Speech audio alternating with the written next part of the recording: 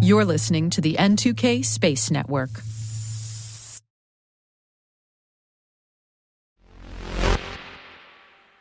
It's Friday, and if you're inclined to imbibe a refreshing beer on a day like today, might I suggest something brewed with real Valencia orange peel? And also shares the name with the just-announced from NASA lunar lander for the Artemis 5 mission? It feels like a day for a blue moon, don't you think? T-minus 20 seconds to LOS speed rest. Go for deploy. Today is May 19th, 2023. Happy Friday! I'm Maria Varmazis, and this is T-minus.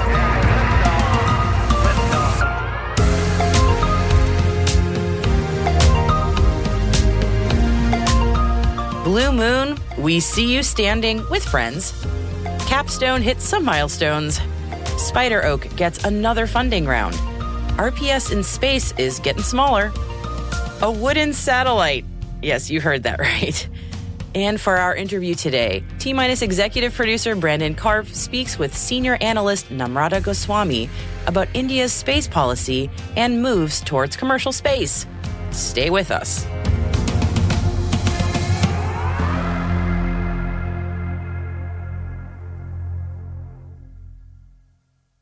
And here's your Friday Intel briefing.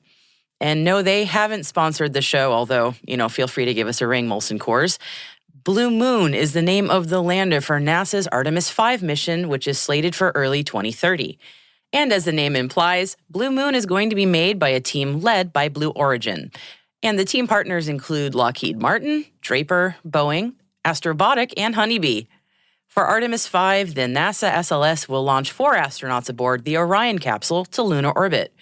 Orion will then dock with the upcoming Lunar Gateway, and then 2 of the crew will take Blue Moon down to the lunar surface, specifically to the South Pole area, for about a week. And the total value for this fixed-price contract is about $3.4 billion. And as you might know, SpaceX is the contractor of choice for lunar landings for Artemis missions 3 and 4, and they did in fact bid for Artemis 5.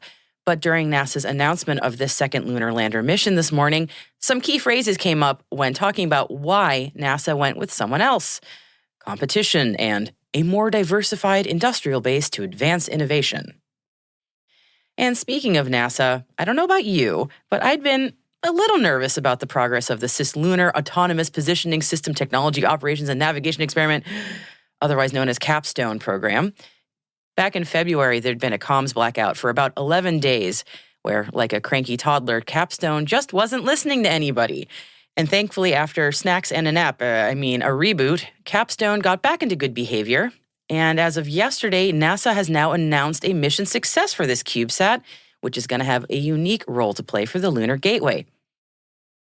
CAPSTONE successfully tested its CAPS technology, which is kind of like GPS for the moon, which is going to be very important when we send astronauts to the lunar surface for days at a time. And NASA also announced that the lunar CubeSat has now been officially flying in the near rectilinear halo orbit, or NRHO, around the moon for 6 months. And the NRHO is a beautifully unusual elliptical-ish orbit that uses the pull between the Earth's and Moon's gravity to do almost all of the orbiting work, meaning way less reliance on fuel. This 6-month success matters because it demonstrates the unusual orbit's stability, and the plan is for the Lunar Gateway to use NRHO as well. Now, being the sibling show to our friends over at the Cyberwire, we here at T-minus are always pretty jazzed when space and cybersecurity news happens. Kind of like chocolate and peanut butter, they definitely go better together.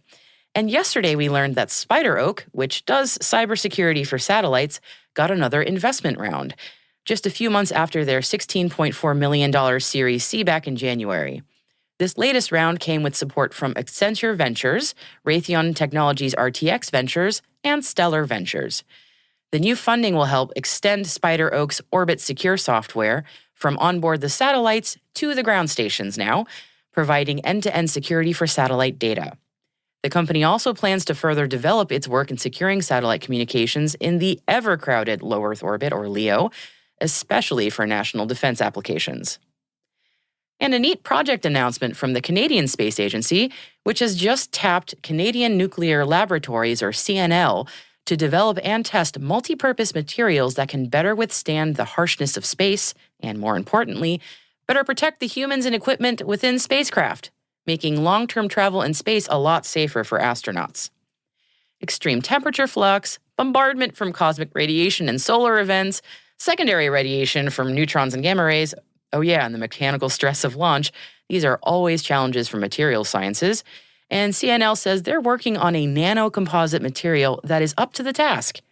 CNL got a $1 million grant for the research through CSA's Space Technology Development Program. And Space News is reporting that Xeno Power Systems, which makes radioisotope power systems, or RPSs, just won a 4-year, $30 million STRATFI contract with the U.S. Air Force to build a radioisotope-powered satellite by 2025. Now, Xeno's been working on making RPSs accessible to small sats and the commercial sector, and this marks a step in that direction. And yes, if you're saying to yourself, hey, Maria, RPS in space is not a new thing at all, indeed you are right.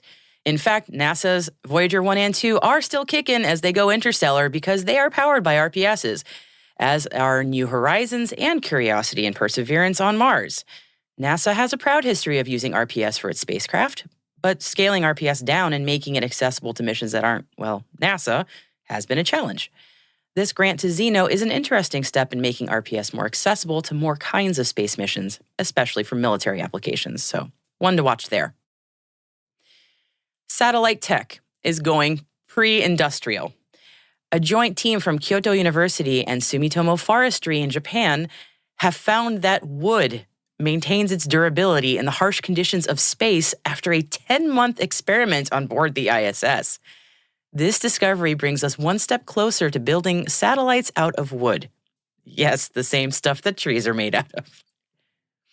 The experiment involved tested 3 types of wood under the temperature and radiation conditions of space, and the results showed no signs of deterioration such as cracking or warping, and almost no change in weight. The team plans to further study the strength of wood to better understand how it may deteriorate in space and how to prevent it. Magnolia was the most promising of the 3 varieties of trees tested due to its workability and strength, and is set to be used in an experimental satellite next year. And our executive editor was quick to point out that Magnolia is one of the larger genera of flowering trees, and the species most likely used in the experiment was Magnolia obovata, also known as the Japanese cucumber tree, a medium-sized deciduous tree that can mature 40 feet tall in 10 to 15 years. Thanks for that, Brandon. One of the advantages of wood as a replacement for aluminum is that it's transparent to electromagnetic radiation, which means that antennas that are usually external and prone to mechanical and other failures actually could be housed inside the satellites. Wooden satellites would also completely disintegrate upon re-entry after their operational life, which potentially could lessen the environmental impact of defunct satellites. It's an interesting one. The Federal Communications Commission, or FCC, recently decided in favor of SpaceX's Starlink over Dish Network. The decision maintains a 12.2 to 12.7 gigahertz band used by Starlink for customer terminal downloads and denies authorization for high-power terrestrial mobile service. The FCC highlighted the potential risk of harmful interference to existing satellite services and the burgeoning satellite broadband market. The FCC is considering allowing point-to-point fixed links at higher power levels and adding underlay and unlicensed use in this band. Now, underlay refers to a low-power service that operates within a spectrum band without causing harmful interference to incumbent services. And spectrum bands for unlicensed use can be accessed without a specific license granted by the FCC and is often used for technologies like Wi-Fi and Bluetooth. Starlink has grown to over 1.5 million subscribers in just 2.5 years, offering services in over 50 countries. And this is a faster growth rate compared to Hughes, which took nearly 8 years to reach 1 million subscribers. Bent Prakash, a senior affiliate at Euroconsult, suggests that 50 to 70% of Starlink's growth comes from expanding the satellite broadband market rather than poaching customers from competitors. And the Axiom 2 mission, the second all-private astronaut mission to the International Space Station, is scheduled to launch on Sunday from the Kennedy Space Center in Florida. The crew includes Mission Commander Peggy Whitson, an experienced astronaut who has spent over 665 days in space. Mission pilot is John Schaffner, a STEM advocate, business pioneer, and pilot with significant flight experience. The mission also includes 2 astronauts from Saudi Arabia. Ali Al-Karni, a Royal Saudi Air Force fighter pilot with over 2,387 flight hours, and Rayana Barnawi, a biomedical scientist with almost a decade of experience in cancer stem cell research. Barnawi is set to make history as the first Saudi female astronaut to go to space.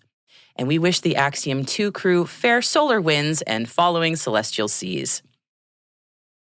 And finally, here's a story for Feel Good Friday. The Karman Project has announced the 15 global leaders chosen for its 2023 fellowship program. The fellowship aims to foster international leadership, dialogue, and action in the space sector, and it aligns with United Nations Sustainable Development Goals to advance sustainability, education, empowerment, cooperation, science, and inspiration. Hailing from 12 nations across 6 continents, the fellows represent the forefront of the space industry, with a diverse mix of individuals from startups, cultural sectors, venture capital, research, space agencies, and industry. And the industry is in good hands.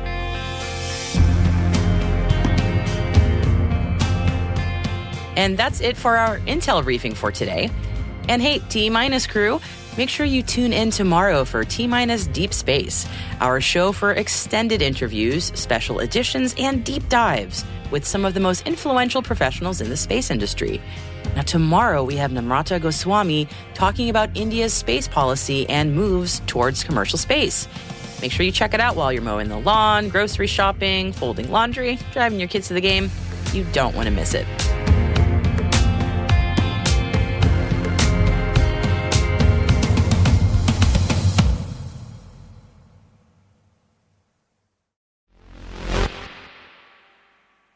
In today's interview, T-Minus executive producer Brandon Karp speaks with Namrata Goswami, strategic analyst and consultant with a focus on space policy.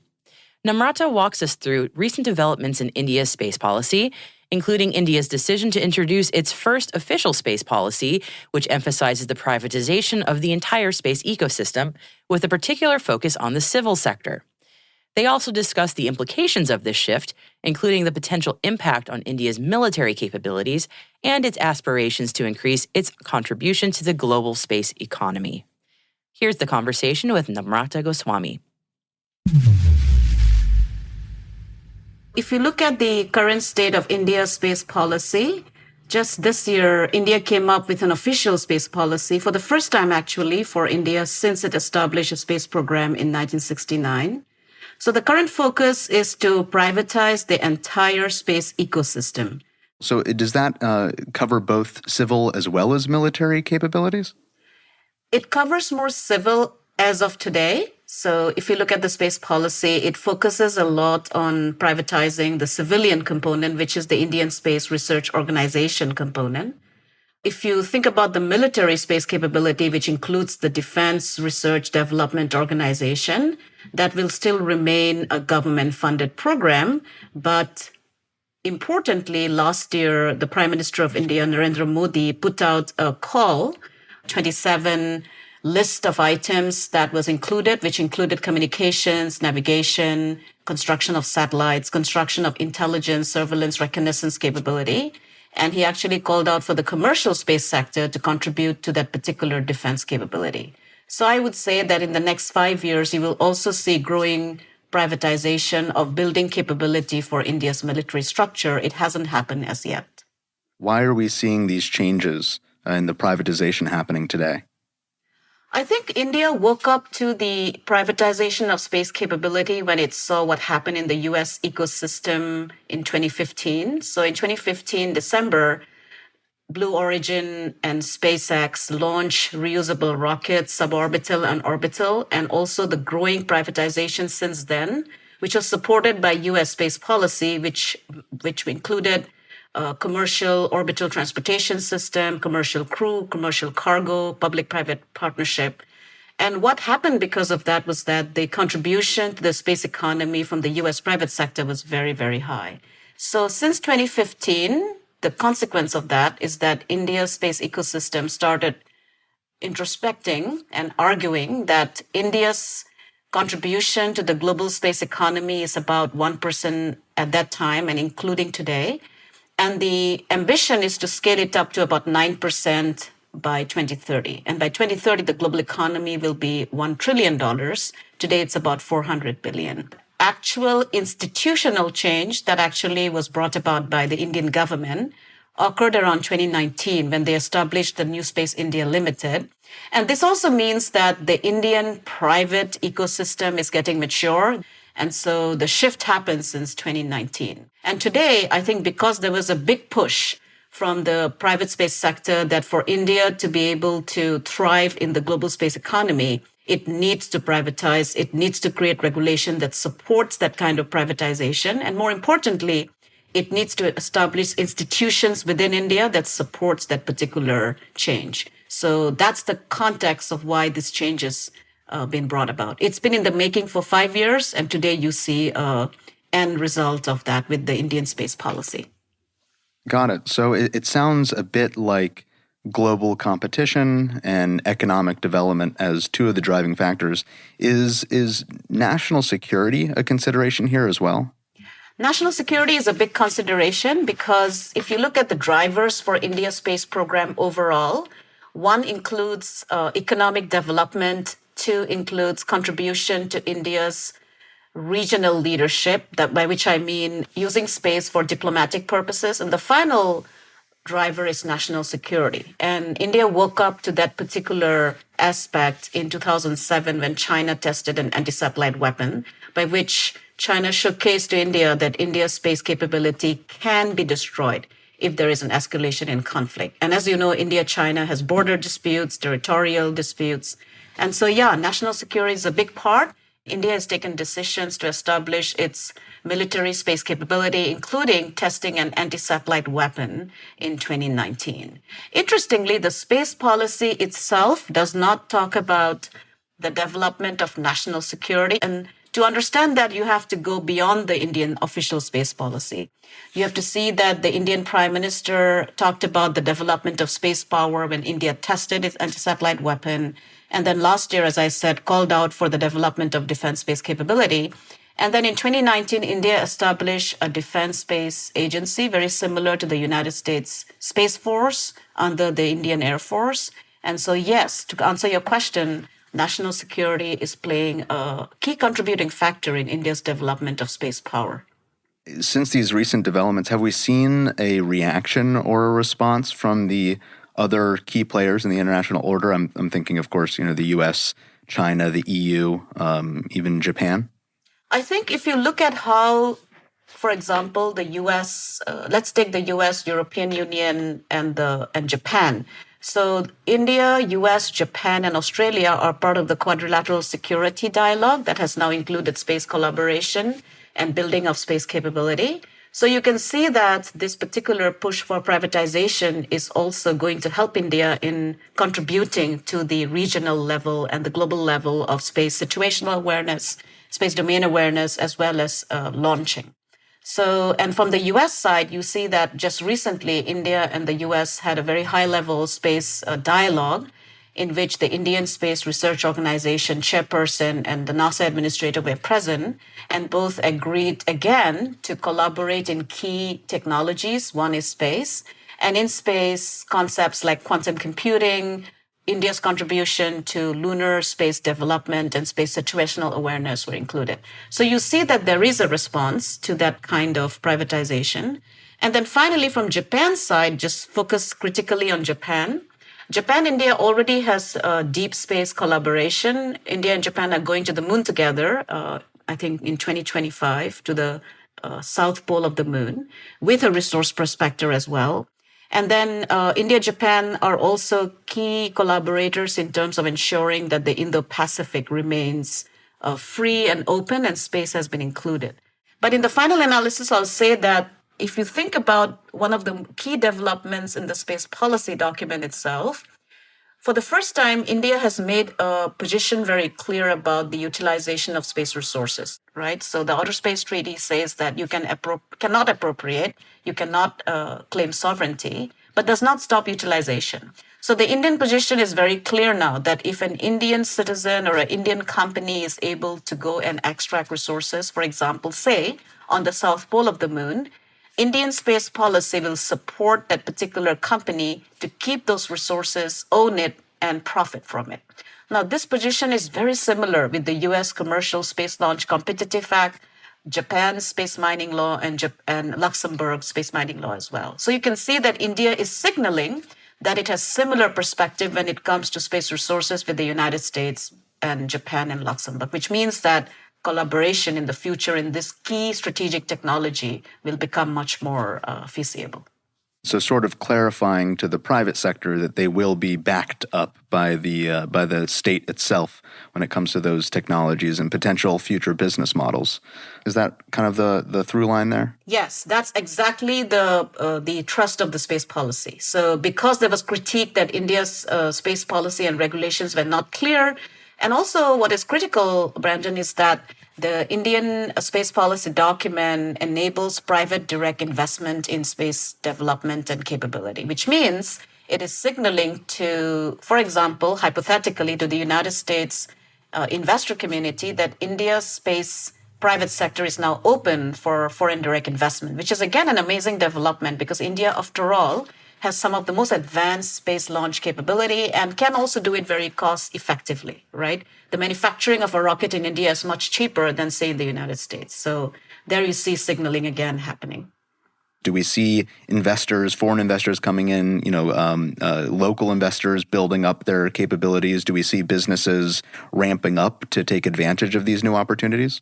Great question. So since 2019, India has been able to develop space startups. For example, you already have startups developing technologies like propulsion, space-based solar power, wireless transmission of energy, building apps supported by satellite support for helping farming and agriculture. And also India has now has a private company called Axiom India that is planning to build low Earth orbit constellations to build satellite internet.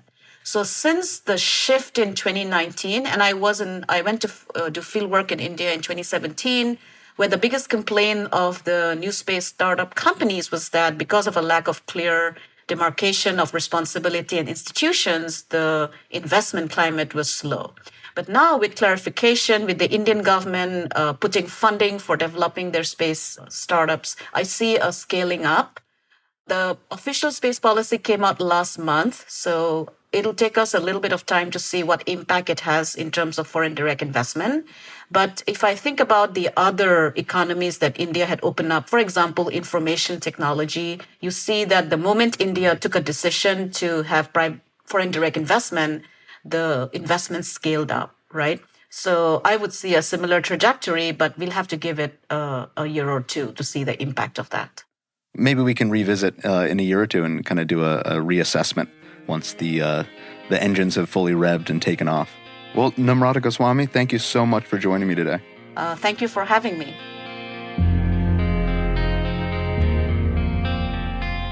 And that was just half of the interview with Namrata Goswami.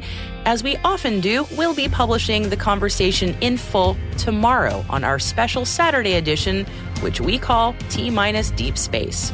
It's a fascinating chat about India's space program more in depth. So definitely tune in and give it a listen.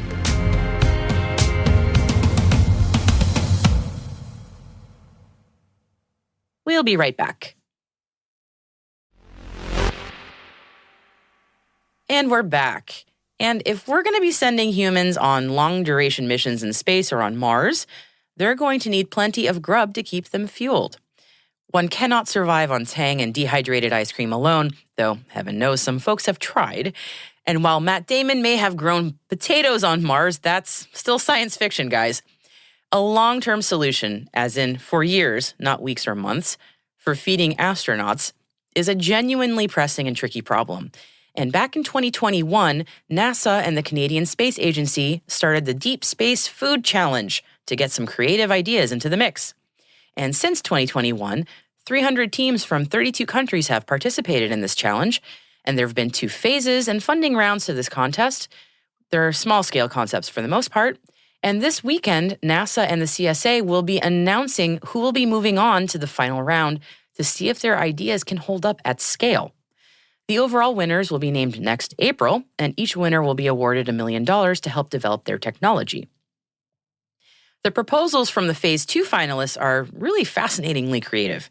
Some involve making essentially a terrarium for food, a self-contained Earth-like ecosystem to cultivate mushrooms, vegetables, or even insect protein sources like soldier flies. Mushrooms also play a big part in another finalist proposal. A protein from fermented fungus could be 3D printed and used to make basically a mushroom-based chicken nugget.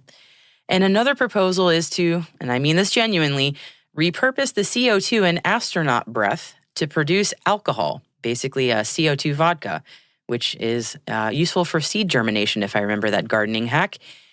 Still, imagine being on Mars for months or years, having nothing to eat but 3D printed fermented fungus nuggets and soldier flies. Yeah, I'd say a vodka martini on Mars might just take the edge off.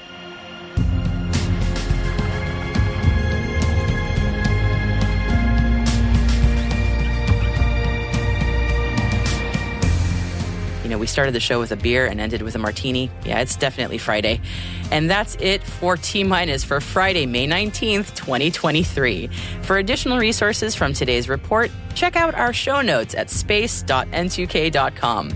We'd love to know what you think of our podcast. You can email us at space@n2k.com or submit the survey in our show notes. Your feedback ensures that we deliver the information that keeps you a step ahead in the rapidly changing space industry. We're privileged that N2K and podcasts like T-Minus are part of the daily routine of many of the most influential leaders and operators in the public and private sector, from the Fortune 500 to many of the world's preeminent intelligence and law enforcement agencies.